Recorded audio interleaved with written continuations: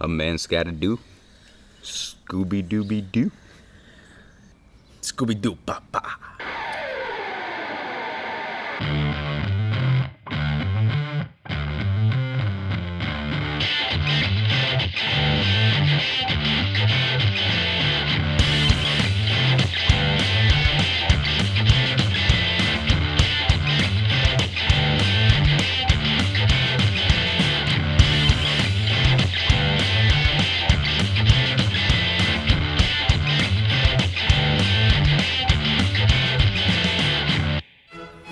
Welcome to the Dude Catholic Podcast. I am your co-host, Adrian, here with a man who can dribble a bowling ball.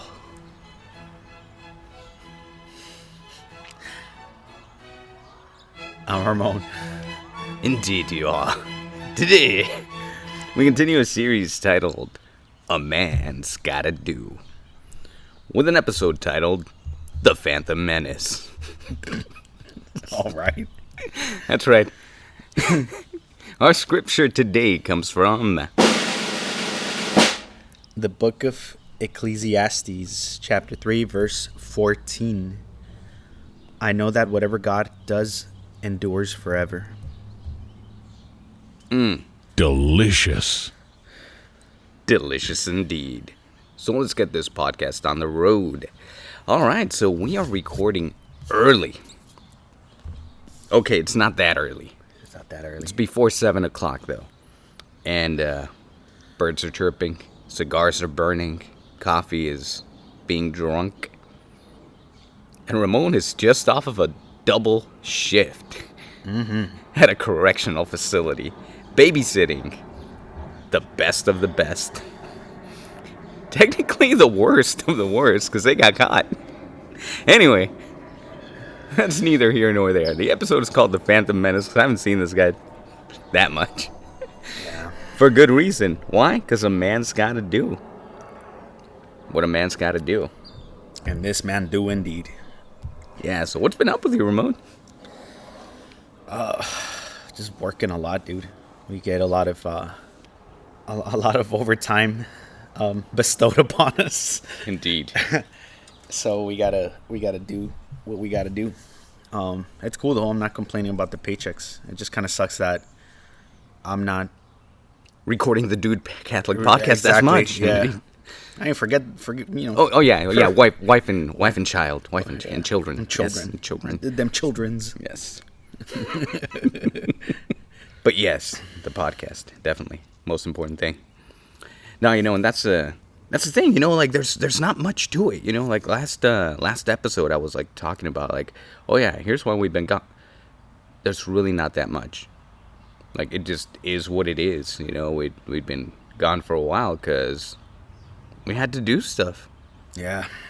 I mentioned like, yeah, diabetes. That's really not the reason why I stopped doing anything. I mean, kind of, but not really. It was kind of a wake-up call, but doing stuff about it. It's not staying that way. But, we've been busy. I was like, I don't want to record by myself. Like, yeah, you know what? A man's got to do what a man's got to do. And I didn't feel like, hey, we're doing these guys justice or anything, So I don't know. It just kind of felt like I'm gonna keep going with the podcast. I was really considering not doing it anymore, but I think the wife sees it as kind of a necessary part of who I am, to do something, and I thoroughly enjoy doing this. Like I genuinely I don't get a kick out of it, but I enjoy doing this type of ministry, and I don't think it's something that's going to stop. And if it is, it's going to be something that, like I mentioned last episode, like I'm going to give these guys like a farewell podcast. Like, hey, it's been a good run. It's been a good 5 years. It has. It's been 5 years? It's been 5 years, dude, since we started. I was still stuck on 3 in my mind, but I forgot, COVID happened. Yeah. So those years kind of went to the back. Yeah, and I think just the way that we're headed as, I don't want to call it society, but just as a culture, American culture, Western culture, America. Dude, I wasn't watching, but I was on Instagram, and I saw, I don't know if it was like the Pride Parade show, or, but I don't know. There was like a concert celebrating Pride Month with the heck. That's a dog. Oh, The gain's pretty high on the mic, so it yeah, might pick up the Rocky whining because he's not chilling with us. yeah. No, yeah, but this like concert celebrating Pride Month, and to each their own. But there's a difference between sexual orientation and sexual degeneracy. Because this artist came out wearing this like sex toy, like this bejeweled sex toy, and this was supposed to be a family friendly show. Yeah. Again, I repeat myself that there's a difference between sexual orientation and sexual degeneracy, and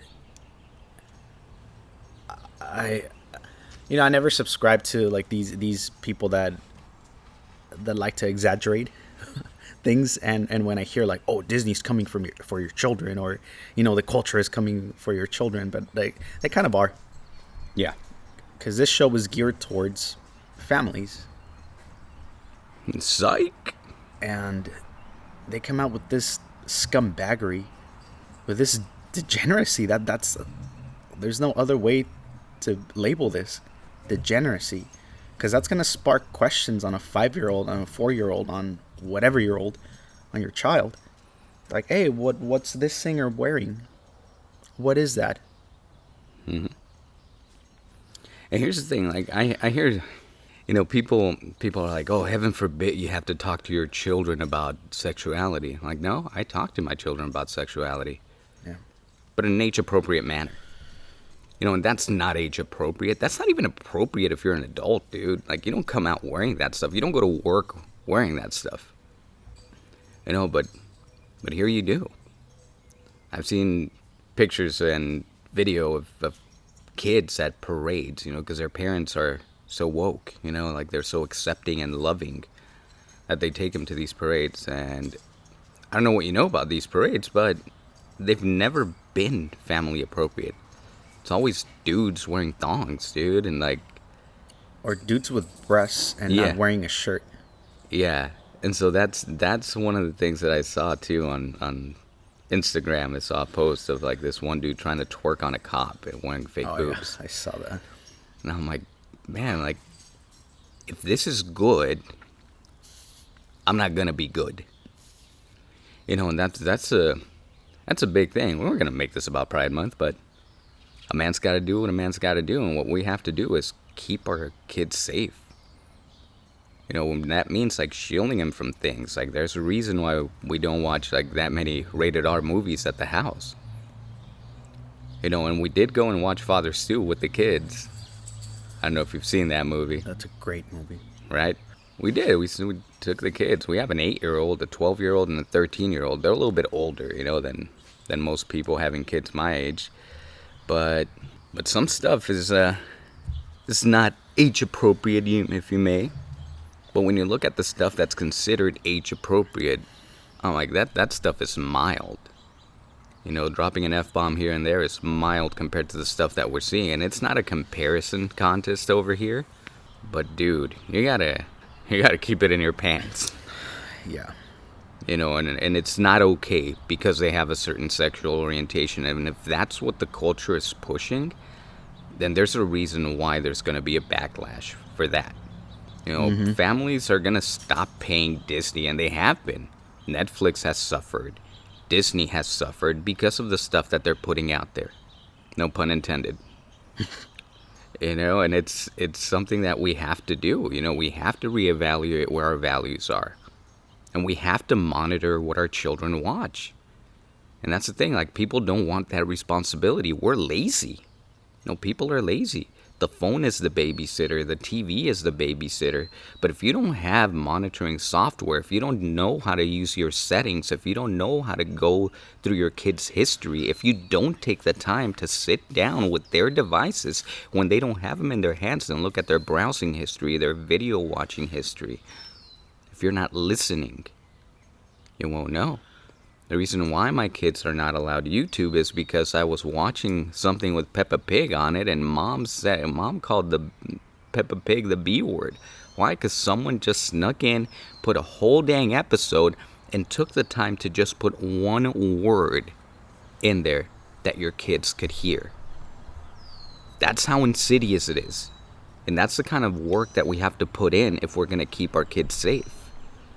The other day at work, I was talking to some guy.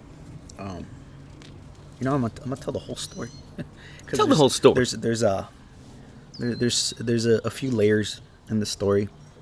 I was checking my email, and one of my coworkers, he asked me about like the saints, because the email was this like special training about like narcos and the culture, the music, and all that. And there was like pictures, and there was a picture of the Reaper and holding a rosary, but with a inverted cross. And then there's I forgot the name of the fake saint that they pray to so that they can get away with their scumbaggery. He started talking about like drugs and how there's people that find God using drugs, and I didn't sense any sarcasm in what he was saying. Like, he genuinely was wondering because, well, he knows that I'm Catholic. I'm a practicing Catholic.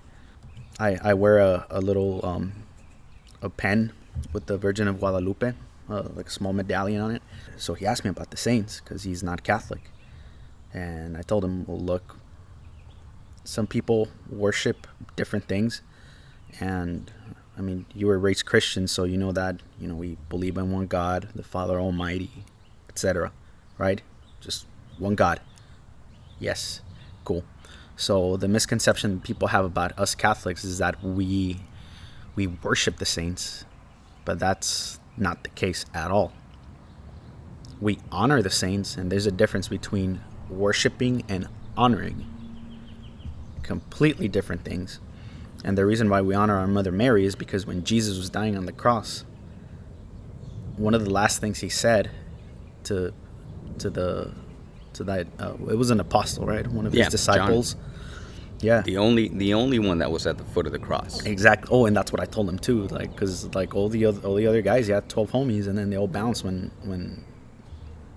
they saw things got rough. Yeah. When they saw how it was going for Jesus, except for the youngster. And then he was standing with Mary. He was walking with Mary. And when Jesus said, "Son, behold your mother, and mother, behold your son," like, Mary's not just some chick that was picked out of, she's not just some random chick. Mother Mary was picked for a reason. She is the Immaculate Conception.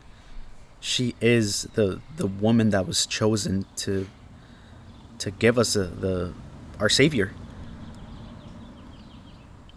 And that's why we honor her. We don't worship her. We honor her. I know we're kind of all over the place on this, starting with Pride Month and then with this, but I think it's necessary. Yeah, there's a point to all this, because I pretty much told him God gave us everything for a reason. There's people that use. I mean, look at medicine. Medicines are drugs. But I worked at a pharmacy, and I've seen countless kids with cancer. And I've seen them show up to the pharmacy looking all rough. Mm-hmm. And it's gut-wrenching. But they take their medicine to help them with their chemo. And I see them maybe like a week later. They're smiling. They're all bald and cute, but they're smiling. God gave us all these resources, and it's crazy because some guy had overdosed. And he was acting like a fool before he passed out. He was just an idiot, just making weird noises, saying the most ignorant things you can imagine. And I told him, you see the difference? Like, yeah, this is a synthetic drug that this clown took. But on the other hand, there's also these synthetic drugs that help these little kids not suffer. Mm-hmm. And it goes back to to degeneracy, how we how we don't use our resources properly, Yeah. and how, because we talked about like the pride stuff too, and there's that big misconception that the Catholic Church hates the gays, and we've said this before, and I'm gonna bring it up again. When the AIDS crisis happened in the 80s, when everybody was turning away all the gay people because they were dirty, they were unclean, the Catholic Church was the one that was welcoming them and helping them. It's just, who do you call when there's a demon attacking a person's soul? A Catholic priest. What does a Catholic priest do? Pray the rosary, among other prayers. Mm-hmm. Praying the rosary. And there's one last thing I want to bring up that with this conversation that I had with my partner. I told him that I heard a story of this priest that was performing an exorcism, and they were going at it with the prayers and going back and forth with the demon, and then Mama Mary shows up, and he said, "No, not her, not her." And the demon left the body of that poor soul. I don't know how to close this off this thought, Because it can't be closed off. Huh? It can't be closed off. I got stuff to say. So yeah, just to kind of tie it in, because Johnny Boy, John the beloved disciple, he calls himself that too. Like that's kind of That's right. a funny thing. No, like, your oh, word king. you don't say, you don't say. The only one, the youngest one, who had the guts to freaking stand by Our Lady. It wasn't just for Jesus. He was standing there with Our Lady. He was being there with Mom. And it's an interesting thing. I'm gonna try to tie everything up, because like you may see us like, oh, we're going all over the place. I see it as completely relevant to everything. And he was right there. He was there with Mom.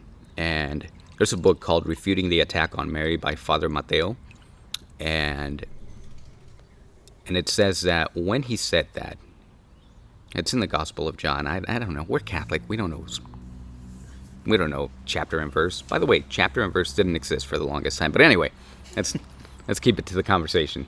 It says in the Greek, if you I don't know Greek, but I know this fact from that book, that it says, "Children, behold your mother." So once again, like he does more than one time in the scriptures, Jesus breaks the fourth wall and looks at us and says, "Behold your mother." That's the big takeaway, because I used to think, like, why is it that we have her as mother? And that's the reason, because if you read in the original Greek, because if you know how to read and write in the first century, you were reading and writing in Greek. Why is it that it's our mother, that she's our mother? Well, it's because of that. Because it says, "Children, behold your mother." And that's been in the Bible. And that's the reason why, theologically, he gave us his mother as our mother.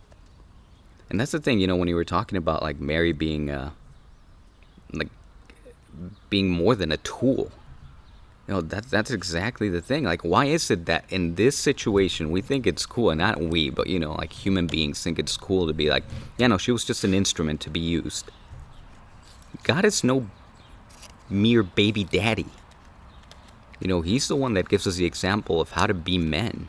And he's not just going to take some chick, impregnate her, and pass her along to the next dude, St. Joseph.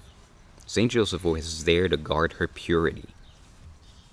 And once he was done doing what a man's got to do, he died. So a man's got to do until the very end. That's when we die. Then he said something else, and I was like, yeah, I'm gonna make a point out of this, because like I feel like it needs to continue. But you know what? I forgot about it, honestly.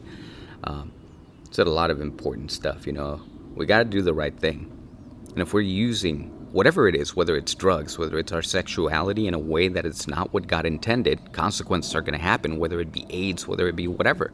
We have all these natural consequences to let us know, hey, don't do this. So don't do this. If what you do does not lead natural consequences that are good, don't do it. Very simple. That's something that keeps us in line with the commandments that are not restrictive but freeing. They're protective. And we have to do the same thing for our kids. We have to give them rules. We have to give them time limits on things. And that's not because we're jack donkeys that want to lord our authority over them. It's not because, hey, I don't accept you for who you are. It's because it's bad for you, dude. Yeah. And if it's bad for you, just don't do it. It's that simple. It really is that simple. But for some reason or another, when it comes to sexuality, we've lost it. Why? Because we want to do what we want to do. And here's the thing. Degeneracy is bad no matter where. No one's praising the dude that's going around and having kids with a bunch of different women. No one. It's a douchey thing to do. He's a douchebag. He's not a man. He's not being the man that he's being called to be. I'm so tired right now, but this needed to get done. Yeah.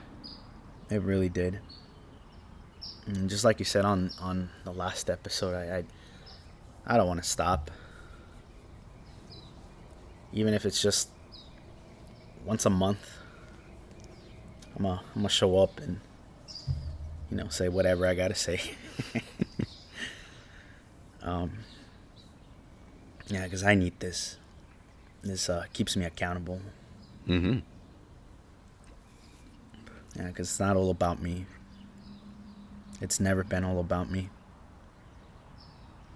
Because when you decide to make a gift of yourself for what is it that you say, the good, the true, and the beautiful. Mm. Yeah, life doesn't get easier, but it gets more manageable. And it's so rewarding too.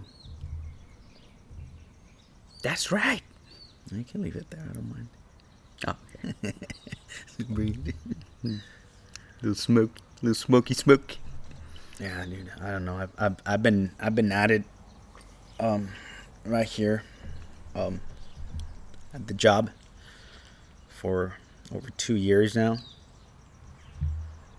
and I've changed a little bit. I think I'm a little more serious, but the little kid in me is still there, Like the good vibes are still around. Oh, for sure. Yeah, but I feel like I'm a better protector of my family. Like I'm a better protector of the people that I care about. And I'm working towards being a better example, a better reflection of the love that God has for us. And that's the key right there. Mm-hmm. That is the key right there. I mentioned that in the last episode. In this episode, we just kind of called it the Phantom Menace because that's a joke because I'm an idiot. But yeah, dude, don't be a don't be a phantom. Be around. I know you haven't been doing the podcast because you've been around. Where it matters. Yep. Where you need to be. Yeah. And that's the thing. We've been doing what we need to do, and we've been on purpose about it. And I've been getting back to the things that matter. I've been. I'm not going to make every podcast about being a diabetic, but I got ticked at it. I'm attacking it. I'm eating right. I'm doing what I need to. I'm exercising, losing weight. It's just what you need to do. You got to do what you got to do. A man's got to do. And we're doing. It's funny that you mentioned that. It's not funny, but it's... I didn't even say that. That's funny. Okay. It's not funny, but it's because I've been thinking about too. Like a man's got to do what a man's got to do. You're attacking the diabetes because you want to stick around for your family because they need you and you need them, but they need you more. And they don't need me limping around, dude. Like they Yeah. need me active. They need a dad that can do crap. Yeah, I'm no super athlete or anything, but You're pretty fit. As I get older, I don't run as much, but I still have pretty good cardio because I want to have a strong heart. Yeah. But I'm focusing more on strength. And I'm not talking about like bench pressing or anything like that. I'm talking about like real man strength, where I can pick pretty much anything up. You know, like I get certain looks from my little family at home when I'm just able to pick stuff up. It's like, oh, like, hey, like, you know, like dad's got it, I love that. I right? love that. Yeah, dude, like just, oh, this table needs to be moved. Boom. It gets moved. Yeah, this huge box needs to get moved. No problem. This big old planter needs to get moved. Get it. Papa's got it. God forbid, you know, the boogeyman comes. I'm gonna break his neck. I don't care if I lose the fight as long as they're safe. Yeah. And like if I'm thinking like that, if I'm able to do that, like spiritually speaking, God is gonna break any demon's neck. I feel like I kind of have to bring this up, and it didn't hit too close to home, but I felt really bummed out. If you follow any like law enforcement accounts or anything, there was a Whittier police officer, actually, your city. He graduated from the academy a class after me, and then he lateraled to Whittier PD, and it was an off-duty incident. He got in a car crash and he died, and like, dude, he was so young. Yeah. And I remember seeing him, and I didn't know him. He wasn't my friend, but I knew he was a good dude with a good heart. And one of my buddies at work, his classmate, and they were friends. I remember I was doing overtime, and I finished my shift, and this guy was on one of his shifts, and he was outside on like one of like the break areas. This podcast is going long, but I don't care. That's okay. And Joe Rogan the heck out of this episode. Right. I'm kidding. Not 4 hours. Screw that. Yeah, and then I saw him there just looking all defeated. And then I mean, what do you say to somebody like, "Oh, I'm sorry"? Like, that's cool if that's all you can say, but I don't work like that. Nah. I approached him. I was like, "Hey, what's up, man?" I shook his hand. I was like, "I just wanted to pay my respects." Man, I shouldn't have said that because he started bawling. Like, very silently, very quietly, privately to himself, but tears started rolling like crazy, and he got all red. I just gave him a hug, and I kissed him in the head like he was my little kid.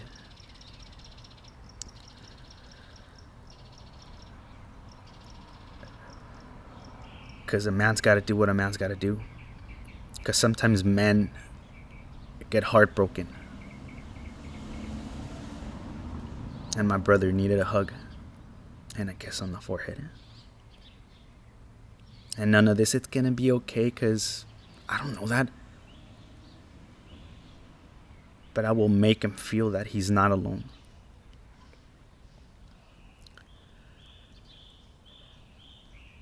There's another story, but I don't know how to tie it in.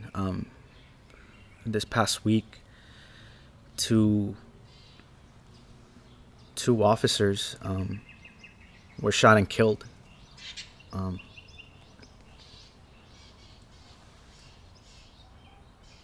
it's from an agency that neighbors So my guys that got department. ambushed? They didn't get out. Well, actually, yeah, it was an ambush, I guess. But they went to a hotel room. It was like a domestic dispute, and it was so gut wrenching to hear the interview of the woman that called the cops on her husband or her boyfriend, whatever he was, and she was just crying. She's like, I didn't want this to happen to them, because I mean, I was just getting beat up, and I called them, and then they showed up just to do their job, and he shot at them, and they shot back, and yeah, they killed the guy, but he killed them too. And he's just like, I'm so sorry. Well, she has nothing to feel sorry about. She asked for help, and they showed up. They helped. And the reason I kind of bring this up is because we have family. Adrian and I have family, relatives in that department. And And it's crazy because I didn't know like this guy was my cousin until he asked me like, hey, do you have any family in law enforcement? Like, yeah, I have a cousin, and he's a sergeant at this I'm just gonna say it, El Monte PD. El Monte PD. He's like, oh yeah, his name's so and so. He's like, shut up, that's my uncle. I'm like, yeah, whatever, dude. He's like, yeah, he has a brother named so and so. He's like, dude, that's my dad. Oh, what? I told you. No, you didn't. No. No, we gotta have an off mic conversation now. Right. So I told Miguel, well, no, leave it.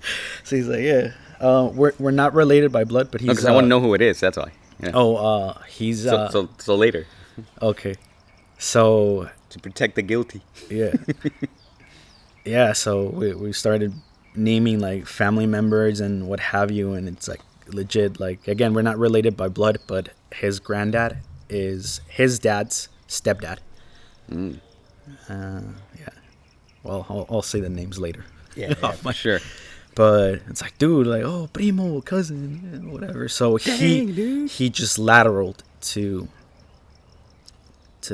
that department. And when I first heard that, like a younger guy got shot and killed with his training officer, I'm like, oh, dude, don't let it be him. I texted him right away, and not him. And I mean, it doesn't make it any less bad, but I was relieved that it wasn't him. And I don't know, it's just men doing what men gotta do, and sometimes that means you're not always gonna get an ideal outcome. Yeah, the lady was protected, and that guy can't hurt her anymore. But it's all these sacrifices that have to be made for the good, the true, and the beautiful. And that's what we do as men.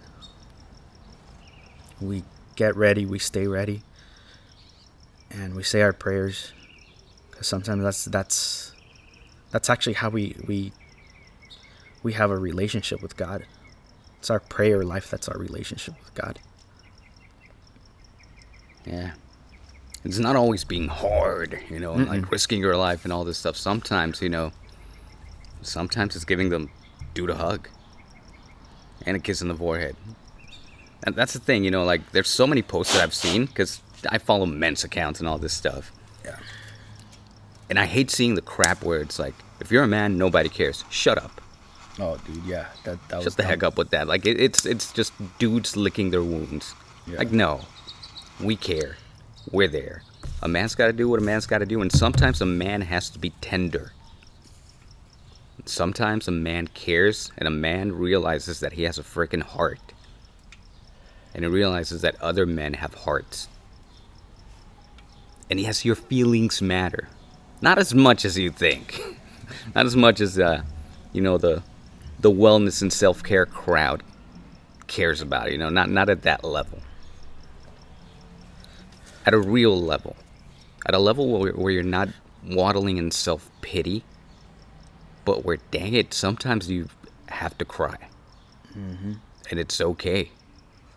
And I'm always thinking back to that example where I just saw a picture of kids that were massacred in the Middle East. And I broke down in my classroom, and then I carried on throughout the day, and then I went to you, and I needed a hug from my brother. Yeah. And that happened. And we're not all built the same.